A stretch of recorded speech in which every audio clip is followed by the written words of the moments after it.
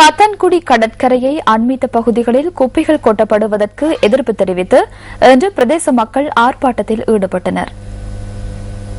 மக்கள் செறிந்து வாழும் கரையோர பகுதிகளில் காத்தான்குடி நகர சபையினால் குப்பை கொட்டப்படுவதற்கு எதிர்ப்பு தெரிவித்து இந்த ஆர்ப்பாட்டம் முன்னெடுக்கப்பட்டது. கடற்கரை பகுதிகளில் குப்பை கொட்டப்படுவதனால் சுற்றுச்சூழல் மாசடைவதாகவும் ஆர்ப்பாட்டத்தில் ஈடுபட்டோர் குற்றம் சுமத்துகின்றனர்.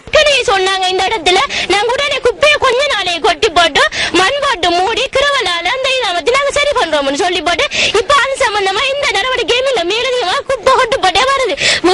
அருகில பாடசாலை இருக்கு, பள்ளிவாசல் இருக்கு, மற்ற நிறுவனங்களும் இருக்குது.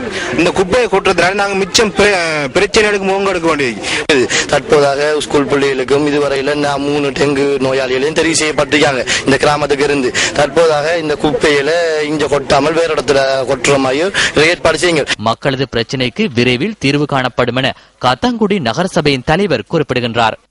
காத்தான்குடியை பொறுத்தளவுல 4 சதுர கிலோமீட்டர் நிலப்பரப்புக்குள்ள 65,000 மக்கள் வாழ்றாங்க. எங்களுக்கு குப்பைகளை கொட்டுவதற்காக இடங்கள் இல்லாம நாங்க பல வருட காலங்களாக பல முயற்சிகளை செய்து எங்களது ஊரில் உள்ள பொது அமைப்புகள் மக்கள் மத்தியில் நேரடியாக ஒவ்வொரு வீடு வீடாக சென்று காசுகளை சேர்த்து கிட்டத்தட்ட 30 லட்சம் ரூபாய் அளவிலான பணத்தை தந்து குப்பைகளை தரம் பிரிக்கும் நிலையை அமைப்பதற்காக வேண்டி காணிகளை கொள்வனவு செய்து தந்துள்ளார்கள். அந்த காணியில் இன்னும் 1 ஏக்கர் காணி மேலதிகமாக தேவைப்படுவதால் தற்பொழுது நகரசபை நிதியிலிருந்து கொள்வனவு செய்யப்பட்டு வருகின்றது. அந்த வேலை திட்டங்கள் தற்பொழுது ஆரம்பிக்கப்பட்டு நடைபெற்றுக் கொண்டிருக்கின்றது.